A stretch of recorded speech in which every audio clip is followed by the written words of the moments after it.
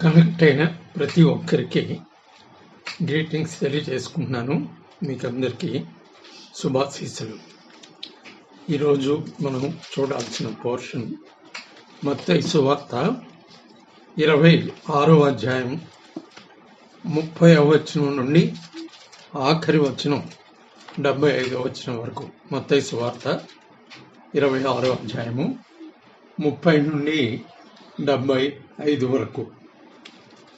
ఈ అధ్యాయం ప్రారంభమవుతూనే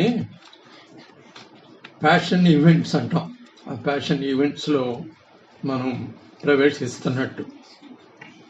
ప్యాషన్ అనే ఆ పదం లాటిన్ పదం ప్యాషియో నుంచి వచ్చింది. సఫరింగ్ అనే మాట. ప్రభు గురించి మనం మాట్లాడేప్పుడు దాన్ని రిడెంప్టివ్ సఫరింగ్ అంటాం. రిడెంప్టివ్ సఫరింగ్ ప్రభు గురించి మాట్లాడేప్పుడు. ప్యాషన్ ఆఫ్ గాడ్ అనే మాట కూడా వినపడుతుంది. ప్యాషన్ ఆఫ్ క్రైస్ట్తో పాటు ప్యాషన్ ఆఫ్ గాడ్ థియాలజీలో ఆ మాటలు వినపడతాయి. గ్రీకు తత్వానికి వాళ్ళకి అది మింగుడు పడదంటాం చూసారా. గాడ్కి ప్యాషన్కి సంబంధం లేదనే పద్ధతి, అంటే గాడ్కి సఫరింగ్కి సంబంధం లేదనే పద్ధతి వాళ్ళకి. కాబట్టి వాళ్ళు ఆ మాటని త్రోసిపుచ్చుతారు. క్రైస్తవ చరిత్రలో, క్రైస్తవ అంటే చర్చ్ హిస్టరీలో అది చాలా ప్రాముఖ్యమైన మాట. ప్రభు అంటే మనం వీక్స్గా కూడా చూస్తే లెంట్ మొదలైన తర్వాత 5th సండే ప్యాషన్ సండే అంటారండి. 5th సండే ప్యాషన్ సండే మనం మట్ల ఆదివారం అంటాం. 6th సండే నుండి ప్యాషన్ వీక్ ప్రారంభమైనట్టు. ఆ రకంగా కూడా మనం చక్కగా గుర్తుపెట్టుకుంటే ఈవెంట్స్ మనకి బాగా గుర్తుంటాయి. 30వ వచనం నుండి చూస్తే ప్రభు ఒలీవల కొండకి, కిద్రోన్ వాగు దాటి, అది యెరూషలేముకి తూర్పు వైపుకి కొంచెం దిగువకి, కిద్రోన్ వాగు దాటి ఒలీవల కొండకి, లేదా మనం గెత్సెమనీ అంటాం కదా, తోటలోకి, వనంలోకి ప్రభు వాళ్ళని తీసుకెళ్తూ ఆయన చెప్పే మాట ఏంటంటే, ఈ రాత్రి మీరందరూ నా విషయం పడుదురు అని అంటే పేతురు అసలు ఒప్పుకోడు. మిగతా శిష్యులు కూడా, వాళ్ళు కూడా అన్నారంట.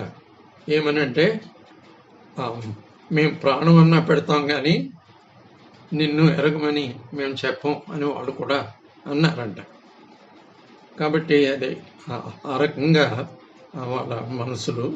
సరే, ఆయన తోటలో ప్రవేశించడం, అక్కడ తండ్రికి ప్రార్థన చేయడానికి వెళ్ళటం కోసం వాళ్ళని కనిపెట్టి, అంటే ముగ్గురిని, ఇన్నర్ సర్కిల్ అంటాం కదా, పేతురు, యాకోబు, యోహాను, శిష్యుల్లో నుంచి వాళ్ళ ముగ్గురిని దగ్గరికి తీసుకెళ్ళి అందరినీ ప్రార్థన చేస్తూ ఉన్నామని ప్రభువు తండ్రి దగ్గరికి వెళ్ళి తండ్రి చిత్తానికి సంబంధించిన విషయాలు ప్రేయర్ చేయడం అనేది ఉంటుంది. తర్వాత వీళ్ళు ముందే మాట్లాడేసుకున్నారు కదా, ఈయన ఇస్కరియోతు యూదా మాట్లాడుకున్నారు, అబద్ధ సాక్షులను కూడా మాట్లాడుకున్నారు. అంతేకాదు, ఈ టెంపుల్ గాడ్ అంటాం కదా, వాళ్ళతో పాటు జనాన్ని కూడా కూడగట్టుకున్నారు. వాళ్ళ వైపు ఉండే జనాన్ని. వీళ్ళందరూ కత్తులు, గుదియలు ఇవన్నీ పట్టుకుని వాళ్ళు తోటలోకి ఎంటర్ అవటం, ఆ విషయాలన్నీ ఉంటాయి. తర్వాత ఏమో ఈయన కయప మందిరంలోకి ప్రభువుని తీసుకెళ్ళడం. ఈ జూయిష్ రిలీజియన్ యొక్క తీర్పు, మతపరమైన తీర్పు పద్ధతులు ఎలా ఉంటాయంటే, ముందు అంటే ఇక్కడ మనకు కల్పించే పద్ధతి ఎలా ఉంది అంటే, వాళ్ళు ప్రధాన యాజకుడు, పాత ప్రధాన యాజకుడు ఆయన అన్న ఇప్పటి ప్రధాన యాజకుడేమో కయప. ముందు అన్ని సెట్ చేస్తున్నాడు. ఆయన చాలా క్రూకెడ్ మ్యాన్ లాగా, క్రూయల్ మ్యాన్ లాగా మనకి ఎక్కడ చూసినా కనిపిస్తూ ఉంటుంది. ఈ కయప సంగతులు కొంచెం వేరుగా మనకు కనపడుతూ ఉంటాయి. కాబట్టి ఎలాగూ అంటే, ముందు సెట్ చేయటం అనేది అదొక తీర్పు. తర్వాత ప్రధాన యాజకుడి దగ్గరికి తీసుకెళ్ళడం అనేది ఒక తీర్పు స్టేజి తీర్పులో. ఆ తర్వాత ఫైనల్గా సన్హెడ్రిన్ సభలో ఈ తీర్పు జరగడం అనేది మనం గమనిస్తాం అన్నమాట. ఇక్కడ ఆ రోజున వాళ్ళకి మరణశిక్ష విధించే హక్కు లేదని వాళ్ళే చెప్పుకుంటారు కదా, అది ఎలాగూ మనకు తెలుసు. తర్వాత నిజానికి రోమీలు ఏలుబడి చేస్తున్నందుకు మరణశిక్ష విధించే హక్కు వాళ్ళకి లేదు. కానీ సంఘ చరిత్రలో తర్వాత ఏమైంది అంటే చర్చ్ అండ్ స్టేట్ రిలేషన్షిప్స్ ఎలా తయారైనాయి అంటే చర్చ్ పైకి వెళ్ళిపోయింది, స్టేట్ కింద ఉండిపోయింది. అంటే చర్చ్ లీడర్స్ రూల్ చేసే పద్ధతి. కాబట్టి ఇంక్విజిషన్ అనే భయంకరమైన మరణశిక్ష విధించడం, చర్చ్ టేకప్ చేయడం అనేది మనం చర్చ్ హిస్టరీలో తర్వాత చూస్తాం. సరే, ఇప్పుడు వీళ్ళు ఈ అబద్ధ సాక్షులు వీళ్ళ పద్ధతులు చూడండి, చాలా ఆశ్చర్యంగా ఉంటుంది. అబద్ధ సాక్షుల పద్ధతి ఏంటి అంటే వీళ్ళు ఎంతో కొంత ప్రభు పక్కనే తిరిగిన వాళ్ళుగా కనిపిస్తుంది, ఎంతో కొంత ఇంటిమసీ ఉంది విషయాల్లో. ఇలాంటి వాళ్ళే ఏమంటామంటే వాళ్ళు తిరిగిపోతారనమాట, హాస్టైల్ అయిపోతారు వాళ్ళు. కాబట్టి ఎలాగా మనకి ఏ రకమైన సాక్షులు అని ఎంతమందిని ట్రై చేస్తుంటే కుదరట్లేదంట. సో ఎంతో కొంత శిష్యులు పక్కనే ఉండి ప్రభు మాటలు విన్నవాడు వాళ్ళు వచ్చి మేము ఇదిగో ఇది చెప్తాం, ఇది ఎలా ఉందో చూడండి. ఏంటంటే ఆయన మన దేవాలయాన్ని పడగొట్టేస్తానన్నాడు, పడగొట్టేసి 3 రోజుల్లో కట్టేస్తానన్నాడు అనగానే అబ్బా భలే ఫిట్ అవుతుందని అనుకున్నారు వాళ్ళు. ఇలాంటివి ఈ అబద్ధ సాక్ష్యాలు చాలా గమ్మత్తుగా ఉంటాయన్నమాట. మనం ఎజ్రా గ్రంథంలో చదువుతాం. ఏంటంటే ఏదైతే బాగా ఎఫెక్టివ్గా ఉంటుందో అది వాడతారు. ఆ లోకల్స్ వాళ్ళు వచ్చి దేవుని మందిరాన్ని కట్టాలని ప్రయత్నిస్తూ ఉంటే వీళ్ళు పట్టణాన్ని తిరిగి కడుతున్నారని అప్పటి కొత్త చక్రవర్తికి మంచి లెటర్ రాస్తారు. చాలా మీ ఉప్పు తిన్నవాళ్ళం మీ ఉప్పు తిన్నవాళ్ళం కాబట్టి ఇదిగో వీళ్ళు తిరుగుబాటు చేసే జనం అనే సంగతి మీరు తెలుసుకోవాలా. వీళ్ళు కానీ పట్టణం కట్టారా మీకు పన్ను ఇవ్వరు. ఈ జనం ఎలాంటి వాళ్ళు మీరు ఒక్కసారి మీ గ్రంథాలు కూడా మీ రికార్డ్స్ తిరిగేస్తే మీకు తెలుస్తుంది. అలాంటి పద్ధతులు అనమాట. కాబట్టి ఇక్కడ అబద్ధ సాక్షులు అనేవాళ్ళు మనం గమనించుకుంటే ఎక్కడి నుండో రారు వాళ్ళు.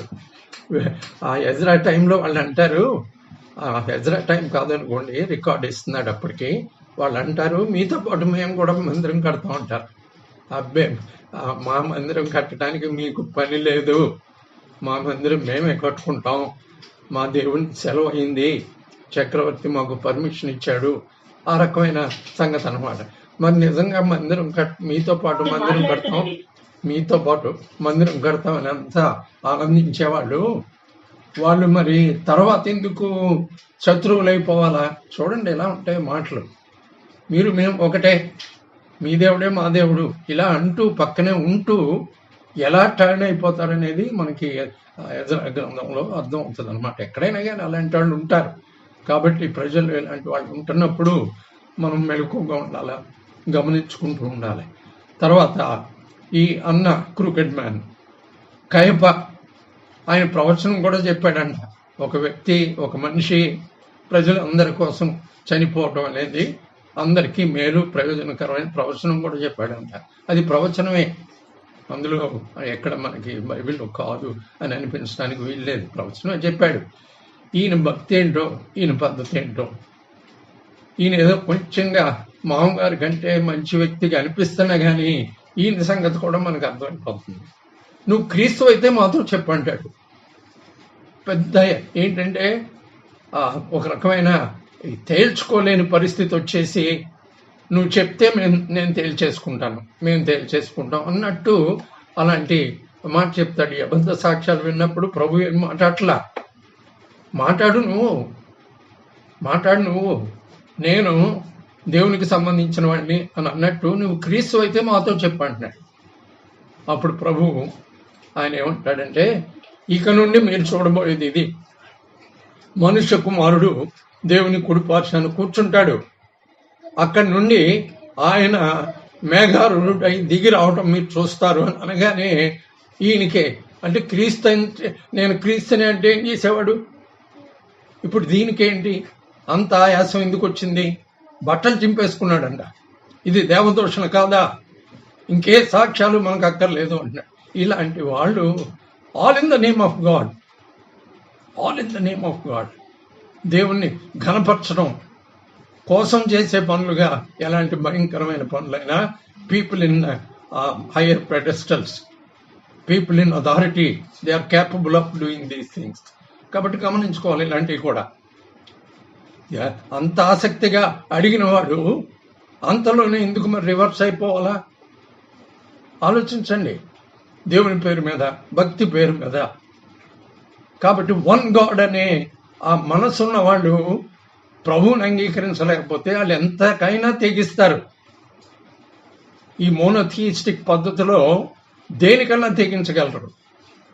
ఆయన యొక్క ప్రోగ్రెసివ్ రెవల్యూషన్ అర్థం చేసుకొని వాళ్ళు ఏ రకమైన ప్రచారాలన్నా చేయగలరు, ఏ రకమైన భయంకరమైన పనులన్నా చేయగలరు అనేది ఈ కైపా అనే ప్రధాన యాజకుడు, రూలింగ్ ప్రధాన యాజకుడు టైంలో ఈ జరిగిన విషయాన్ని బట్టి మనం గమనించవచ్చు. ప్రభు సంగతులు ప్రభు చెప్పేశాడు ముందే, ఈ రాత్రే మీరందరూ కూడా నా విషయం అభ్యంతరపడతారు అని. ఆయన ఎంత వేదంతో మాటలు చెప్పుకుంటాడు. వేదంతో చెప్పి అక్కడికి వెళ్ళిన తర్వాత ఆయన వాళ్ళని ప్రేయర్ చేయమంటున్నాడు. ఎంత ప్లీడింగ్గా అడిగి ఉంటాడో మనం ఊహించవచ్చు. ఎంత ప్లీడింగ్గా అడిగి ఉంటాడు. మీరు దయచేసి మెలకువగా ఉండి మీరు ప్రార్థన చేయండి. ఆ ప్రార్థన విషయంలో కూడా వాళ్ళ అవసరతే, ప్రార్థన చేయండి. తనకు కూడా ఎంతో వేదనలో ఉన్న కారణంగా అలాంటి వాళ్ళే ఆయనకి అప్పటి వరకు ఆయనకు తోటి మనిషి సాయం అంటే చుట్టూ ఉన్న వీళ్ళ యొక్క సాయాన్ని ఆయన కోరుకుంటున్నప్పుడు వీళ్ళు ప్రవర్తించిన తీరు అది మనం చూడొచ్చు. ప్రభు వెళ్ళి ఆయన ప్రార్థన చేసుకుంటున్నాడు. చేస్తూ, తండ్రి సాధ్యమైన యెల్లా ఈ గిన్నె నా నుండి తొలగించు అంటాడు. ఈ గిన్నె నా నుండి తొలగించు. ఆ గిన్నె మనం ఊహించవచ్చు. ఏమై ఉంటుంది ఆ గిన్నె? మానవ పాపం, శాపం అంతా కూడా ఆయన మీదకి రావడం. ఆ తర్వాత అసలు సిసలైంది తండ్రి తన మొహాన్ని తిప్పుకోవడం. అది క్లైమాక్స్. అది తట్టుకోలేనప్పుడు ప్రభు. కాబట్టి ఈ గిన్నె నా నుండి సాధ్యమైతే తొలగించు. అడగటం వరకే, ఆశ వరకే. తండ్రి యొక్క చిత్తమే ఫైనల్ అని తనకు తెలుసు. తండ్రి యొక్క చిత్తానికి లోబట్టమే ఆయన చేయాల్సిన పని అని ఆయనకి తెలుసు. సాధ్యమైతే జవాబు తనకే తెలుసు కాబట్టి నీ చిత్తమే సిద్ధించునుగాక అన్నాడు. వచ్చి చూస్తే వీళ్ళు నిద్రపోతున్నారంట. అయ్యో, కాసేపు కూడా మెలకుగుండి మీరు ప్రార్థించలేరా అని ఒక్కసారి మళ్ళీ హెచ్చరించి వెళ్ళి మళ్ళీ రెండవ మారు ఈ గిన్నె నా నుండి తొలగించడం సాధ్యము కాని ఎడల తండ్రి నీ చిత్తమే సిద్ధించునుగాక అని ఆ వేదనలో, ఆ బాధలో, ఈ మానవ పాపం శాపం ఆయన మీదకి వస్తూ ఉండగా తండ్రి మొహం తిప్పుకుంటాడు అనే సంగతి ప్రభు ఎరుగుంటూ ఉండగా తండ్రితో ఈనాటి వరకు స్పర్ధ లేదు, తండ్రితో ఎడబాటు లేదు. తండ్రి చిత్తం చేయటమే తన మనసు. తండ్రి కుమారుని బట్టి ఆనందించడమే తండ్రి యొక్క మనసు. ఈయన నా ప్రియ కుమారుడు, ఈయన యందు నేను ఆనందించుతున్నానని చెప్పే తండ్రి మొహం తిప్పుకునే టైము ప్రభు ఊహించలేకపోతున్నారు. మళ్ళీ వచ్చాడు. మళ్ళీ వస్తే మళ్ళీ నిద్రపోతున్నారంట. ఈసారి లేదు, వెళ్ళిపోయి మూడోసారి కూడా అలాగే ప్రార్థన చేసి అక్కడ మనకి వేరే సువార్తలో, లూకా సువార్తలో రాసి ఉంటుంది. ఏంటి అంటే ఆయన చెమట రక్తము వలె నేలను పడెను అని ఉంటుంది అక్కడ. రక్తము వలె అనేది కూడా మనం ఆ వలె జాగ్రత్తగా కూడా గమనించుకోవాలి. రక్తము వలె నేలను పడింది. ఆయన బాధ వేదన ఎవరమైనా మనం ఊహించుకోవాలి అంటే అలాంటి మాటలు మనం గుర్తు తెచ్చుకోవాలి. రక్తము వలె ఆయన చెమట నేలను కారడం. వచ్చాడు, ఇంక లేవండి, పదండి, ఇదిగో అప్పగించబోవాడు వచ్చేసాడు అన్నాడు. ఇస్కరియోతు యూదా టెంపుల్ గాడ్, అంతేకాకుండా అనేక మంది కూడగట్టుకున్న జనం, కత్తులు, గుదియలు, వాటితోటి వాళ్ళు వచ్చేస్తున్నారు. ఏంటంటే ముందే అప్పటికే ఆయన పాపులారిటీ మనం ఊహిద్దాం. ఆ యెరూషలేము ఎంట్రీ, ట్రయంఫల్ ఎంట్రీ ఎలాంటిది కాబట్టి వాళ్ళకి భయం ఏమి అవుతుందో జనం మధ్యలో మనం ఇలాంటి పనులు చేస్తే. అందుకే అవకాశం కోసం చూస్తున్నారు. అందుకే ఇస్కరియోతు యూదాను మాట్లాడుకున్నారు. ఆయన ఒంటరిగా ఉండే టైం నాకే తెలుసు అని చెప్పాడని ఉంటుంది. కాబట్టి ఆ రకంగా మాట్లాడుకుని వచ్చినవాడు వస్తూనే ప్రభు వెల్కమ్ చేస్తున్నాడు. స్నేహితుడా, my friend, you have come, welcome my friend. ఏంటో మరి ప్రభు మనసు ఆశ్చర్యం. వచ్చాడు, బతుకుడా నీకు శుభము అని ముద్దు పెట్టుకున్నాడు. ఇక్కడ ఒక విషయం చూడండి, ప్రభు ప్రాఫెసీ ఆయన ముందే చెప్తున్నాడు. ముందే శిష్యులకు చెప్పాడు, గొర్రెల కాపరిని నేను కొట్టుదును, గొర్రెలు చెదరిపోవును అనేది జరగబోతుంది అని ప్రభు ముందే చెప్పాడు. గొర్రెల కాపరిని కొట్టుదును, గొర్రెలు చెదరిపోవును అనే మాట ప్రభు ముందే చెప్పాడు. అది రాయబడి ఉంది కదా అని వాళ్ళతో అన్నాడు. ఇది మనకి జకర్యా గ్రంథం 13వ అధ్యాయము 7వ వచనంలో ప్రాఫెసీగా అక్కడ మనకు కనబడుతుంది. తర్వాత మనం ప్రభు గురించి వేరే రికార్డ్స్ చూస్తున్నప్పుడు ఏంటిది అని అనుకోవచ్చు మనం. ముందేమో వీళ్ళని పంపించేప్పుడు మీకు సంచొద్దు, జాలొద్దు, అంటే డబ్బులు అక్కర్లేదు, బట్టలు అక్కర్లేదు, మీరు వెళ్ళండి అని 12 మందిని పంపేప్పుడు అదే మాట, 70 మందిని పంపేప్పుడు అదే మాట. ఇప్పుడైతే అంటాడు, మీరు ఇదిగో సంచి తీసుకోండి, జాలు తీసుకోండి అని, మీ ఏమైనా సరే అమ్మి కత్తి కొనుక్కోండి అంటాడు ఆయన. అంటే వాళ్ళు రెడీ. బతుకుడా ఇగో 2 కత్తులు ఉన్నాయి అంటాడు ఒకడు. ప్రభు అంటాడు చాలు అంటాడు. అని ఎప్పుడైతే ఇస్కరియోతు యూదా ముద్దు పెట్టుకున్నాడో వాళ్ళు వచ్చి మీద పడుతుంటే వీళ్ళు పేతురు ఆయనకి అంటే ఐడెంటిటీ కూడా వచ్చేసింది. తర్వాత తెలుస్తుంది మనకి. ఈ ఎవరి చెవైతే తెగ నరికాడో అతనికి బంధువు వాడు గుర్తుపట్టేస్తాడు. తర్వాత రికార్డు ఉంటుంది మనకి. సరే, ఇప్పుడు ఒక్క విషయం, ఏంటి కత్తి కొనుక్కోమన్నాడు ప్రభు? ఏంటిది? ఇలాంటి మాటలు ఉండొచ్చా? ప్రభు ఇలాంటి మాట అంటాడా? మరి ఇప్పుడు కొట్టినప్పుడేమో కత్తి పట్టు తాడుము అంటాడు, అంటే ఇంకా ఆగట్టు చాలు అన్నట్టు. కత్తి పట్టువాడు కత్తితోనే మృతి పొందును, సచ్చును, చనిపోవును పేతురుని గద్దించాడు. మరి ఏంటిది ఇలాంటిది అనేది కూడా మనం ఆలోచించాలి. ఏంటంటేనంట ప్రభు అంటున్నాడు, అది ఏంటి, మీరు ఈ రకంగా కత్తితోటి ఫైట్ చేద్దామనా? అరే, నేను అడిగితే నా తండ్రి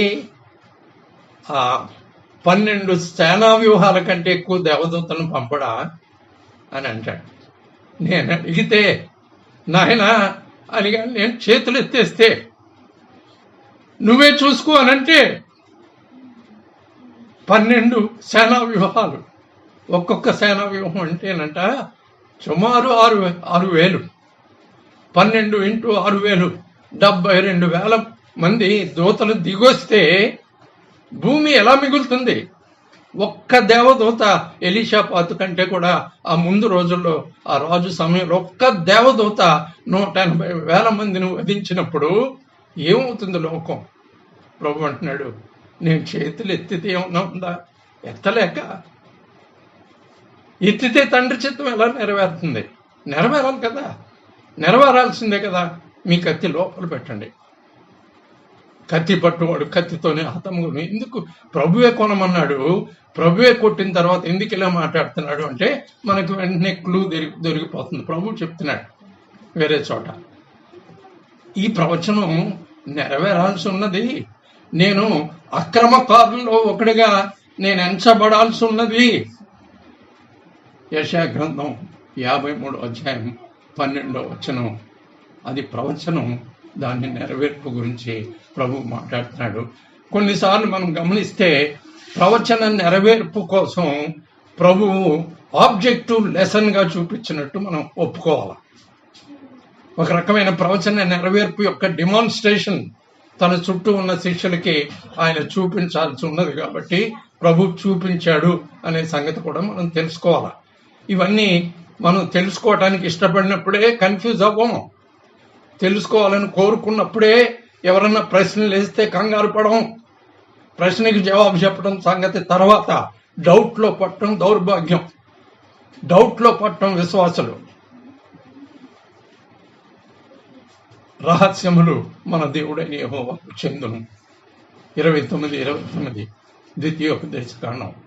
ఏవైతే బయలుపరచబడినవో అది ధర్మశాస్త్రాన్ని అనుసరించి మనం నడుచుకునేట్లు మనవి మన పిల్లలవి. బయలుపరచబడినవి మనవి, రహస్యాలు ఆయనవి. ఒకవేళ అర్థం కాకపోయినా ఏం భయం లేదు, డౌట్లో పడాల్సిన అవసరం లేదు. మనల్ని మనమే ప్రశ్నించుకుంటూ వెనక్కి తగ్గాల్సిన అవసరం లేదు. తెలియదంటే తెలియదని చెప్పేయగలగాల, తెలియదంటే నాకు తెలియదని చెప్పగలగాల. కానీ ఫెయిత్లో కించి కూడా తగ్గాల్సిన అవసరం లేదు. ఒక డిగ్రీ కూడా ఫెయిత్ను వదులుకోవాల్సిన అవసరం లేదు. ఇలాంటి సత్యాలు దయచేసి గమనించండి. పేతురు, అయ్యో ఎంత ఇమోషనల్ మ్యాన్, దేనికన్నా రెడీ, దేనికన్నా రెడీ. అంటే ఆ ఇమోషన్స్, ఆ పద్ధతి మనం చూస్తే హైలీ వాలటైల్ అంటాం. అలాంటి వ్యక్తిగా మనం గమనించాలా. ఆ మాటే సహించలేడు. ఎవడు నిన్ను పట్టుకునేది అంటాడు. మేమందరం ఏమైపోయాం అన్నట్టు. దానికంటే కూడా నేను పక్కన ఉండగా ఎవరు. కాబట్టి నమ్మటంలో ఆ ప్రభు చెప్పే ప్రవచనం ఏదైనా సరే తన బలమే తన ఆధారం, తన భక్తి తీవ్రతే తన ఆధారం, తను ప్రాణం పెట్టే మనసే తనకు ఆధారం.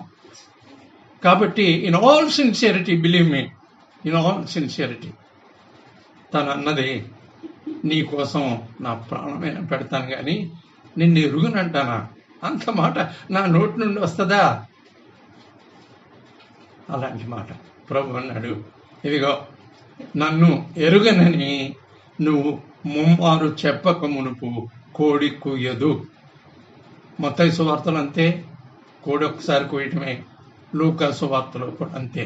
మరి మార్కు సువార్తలో 2 మార్లు కోడి కుయ్యదు అని, అలాగే 2 మార్లకు సంబంధించిన రికార్డ్ అక్కడ ఉంటుంది. ఇది మనం గమనించుకోవాలా. ఈ పేతురు విషయం చూస్తే మనం శిష్యుడు అదే మాట, వీళ్ళ మాట అదే. సరే, నా కోసం మీరు మెలకుగా ఉండి ప్రార్థన చేయలేరా? ఎందుకు చేయలేము? ఇది ఆలోచన. వీళ్ళు దుఃఖంతో నిద్రపోయారంట. దుఃఖంతో నిద్రపోవడం ఏంటి? దుఃఖం ఉంటే అసలు నిద్ర పట్టదు కదా. అంటే ప్రభు పక్కన నడిస్తే అలసిపోయే బ్రతుకులు ఇవి. అంతంత బలమైన వాళ్ళు, రోజుల తరబడి సముద్రం మీద ఉండి ఫిషింగ్ చేసేవాళ్ళు ప్రభు పక్కన నడిస్తే అలసిపోవడం. అది ఆ రూపాంతర కొండ మీదకి ఎక్కినప్పుడు నిద్రే. ఇక్కడ కూడా ఏం టైర్ అయిపోయి దుఃఖంతో నిద్ర వచ్చేసింది అంట వీళ్ళకి. ఏమనాలి వీళ్ళని? ప్రభు ఏమంత వేదనలో ఉంటే మీరు మెలకుగా ఉండి నా కోసం ప్రార్థన చేయండి అంటంటే, లేదా మీకోసం ప్రార్థన చేసుకోండి అంటంటే ఇదేం పట్టదే వీళ్ళకి. ఏం పద్ధతి ఇది? All in the name of their fervour, believe me, all in the name of their devotional fervour they are doing this. So sad, so sad. వాళ్ళు అనుకున్నారు మేము డిసైడ్ చేస్తే ఆయన మా గురించి మాట్లాడతాడు. పేతురు అనుకుని ఉంటాడు, నేను కదా చెప్పాల్సిందే, నువ్వు ఇలా చేస్తావని ఆయన అంటాడేంటి? నా సంగతి నాకు తెలీదా? తెలుసు, నా సంగతి నాకు తెలీదా? ఏం ఆలోచనలు ఇవి? టైం వచ్చేసరికి అందుకే ప్రభు అన్నాడు, ఆత్మ సిద్ధమే కానీ శరీరము బలహీనం. అబ్బా, ఏమి స్టేట్మెంట్ ప్రభు! ఎందుకు? దీనికి లెక్క ఉంది. ప్రోగ్రెసివ్గా ఇది బయలుపరచబడబోతుంది. ఆత్మ సిద్ధమే. పౌలు టైంకి రోమా పత్రిక రాసేప్పుడు కూడా ఆత్మ సిద్ధమే, శరీరం బలహీనం. రెండు నియమాలు. మనసు దాన్ని మెచ్చే మనసే, ఆత్మ తీవ్రతే, శరీరమే. సిలువ తర్వాత ఆయన మరణించి పాతి పెట్టబడి తిరిగి లేచి ఆరోహణమై కనిపెట్టమని చెప్పి పెంతెకోస్తు దినాన పరిశుద్ధాత్మ దేవుడు దిగొచ్చినప్పుడు పేతురు, now he's a different man. ఇప్పుడు ఆత్మ సిద్ధమే, శరీరం సిద్ధమే. Why? Cooperated with the spirit. ఆత్మ చేత నింపబడి నిలబడినప్పుడల్లా నింపబడుతున్నాడు. Being field. నిలబడినప్పుడల్లా కంట్రోల్కి వచ్చేస్తున్నాడు, ఆత్మ కంట్రోల్కి. ఏంటి? మేము మనుషులకు భయపడాలా, దేవునికి భయపడాలి? ఏం మాట్లాడుతున్నారు మీరు? కొడితే భయపడిపోతామా?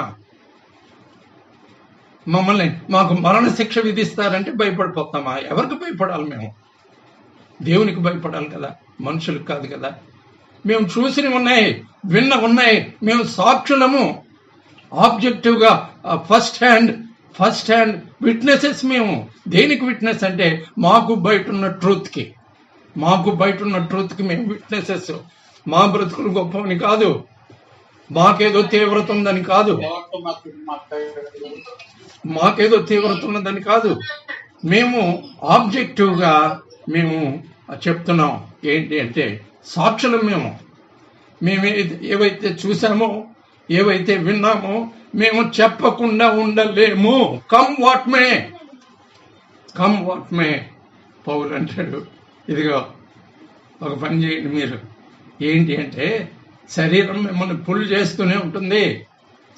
ఎందుకు అంటే పాప మరణముల నియమం శరీరంలో ఉంది. ఇది ఒప్పుకోలేని బిలీవర్స్ వాళ్ళకి గతి మోక్షం ఉంటుందా? ఈ శరీరంలో ఈ సిన్ అనేది మనల్ని కిందకి లాగేది ఫోర్స్ ఉందని ఒప్పుకోలేని వాళ్ళ తప్పులు ఒప్పుకోగలరా? క్షమాపణ అడగగలరా? సిద్ధంగా ఉన్న క్రీస్తు రక్తం వాళ్ళకు ఉపయోగపడుతుందా? నీ holier than thou, I'm better than you are, I'm holy. Getup, mask, Christian getup, believer getup. So sad. ఏంటిది? ఒప్పుకోవాలా? పాప మరణముల నియమము. అదే టైంలో ఆత్మ పొందినవాడుగా, రక్షణ పొందినప్పుడే ఆత్మ పొందినవాడుగా క్రీస్తు యేసునందు జీవమునిచ్చు ఆత్మ యొక్క నియమం అవైలబుల్గా ఉంది. ప్రభు చెప్పిన మాటకి చూడండి, ఆత్మ సిద్ధమే, శరీరము బలహీనం. ప్రభు చెప్పిన మాటకి చూడండి, పౌలుకి ఇచ్చే గ్రహింపు చూడండి, పౌలుకి వచ్చిన రెవల్యూషన్ చూడండి. దేవ దర్శనం వలన ఈ సంగతులు నాకు బయలుపరచబడ్డాయి అంటాడు. పెంతెకోస్తు అనుభవం తర్వాత, పెంతెకోస్తు అనే ఇన్సిడెంట్ తర్వాత ఎన్నో సంవత్సరాలకి పౌలు యొక్క గ్రహింపు, తనకి దేవుడిచ్చిన దర్శనం, బయలుపరచబడిన మర్మం చూడండి. ఏమంటున్నాడు అంటే, మీరు కోఆపరేట్ చేస్తే, ఇది 8:11 గొప్ప వాక్యం. ఇది ప్రతి బిలీవర్ తెలుసుకోవాల్సిన వాక్యం. కోఆపరేట్ చేసి, ఆప్ చేసి క్రీస్తు యేసునందు జీవమిచ్చే ఆత్మ యొక్క నియమాన్ని పైన పెట్టాలని కోరుకుంటే శరీరం గెట్స్ బ్యాక్ ఇట్స్ న్యూట్రాలిటీ. ఈ ఫ్లష్గా పిలువబడే సార్క్స్ అనేది సోమ అయిపోద్ది. సింపుల్ దేహం. పౌలే అంటాడు, ఇది న్యూట్రల్ అంటాడు. నా శరీరంలో మంచిదేది వసించదు అంటే చెడ్డదని కాదు, ఇట్స్ న్యూట్రల్. కాబట్టి న్యూట్రాలిటీ గెయిన్ అవటానికి పౌలు చెప్తున్నాడు. ఆ రకమైన అవకాశం పౌలు మనకి తెలియజేస్తున్నాడు. ఈ రోజుల్లో విశ్వాసులుగా పెద్ద పెద్ద ఛాలెంజెస్ పేతురులాగా, శిష్యుల్లాగా కాదు కానీ ఆయన బలాన్ని, ఆత్మ బలాన్ని ఆశించి మనం చేయదలుచుకున్న తండ్రితో చెప్పుకుని, ప్రభు చెప్తున్నాడు తండ్రిని వేడుకోండి అంటున్నాడు. కాబట్టి ఈరోజు మన ప్రేయర్ తండ్రికి చేస్తూ, నాయన నాలో నీ కుమారుని యొక్క ఆత్మను ఉంచావు, ఆయన సాయం ఏదైనా నేను చేతులెత్తేయటమే. నువ్వు ఉంచిన సాయం కారణంగా దేనిలో అయినా నాకు విక్టరీ. ఏదైనా నన్ను బలపరచువాని యందు నేను సమస్తమును చేయగలను అనే పద్ధతి పౌలు పద్ధతిలో ఈరోజు చెప్పడానికి విశ్వాసులు మనం సిద్ధంగా ఉండాలని కోరుకుంటూ ముగిస్తున్నాను. Thank you. Praise the Lord. Hallelujah.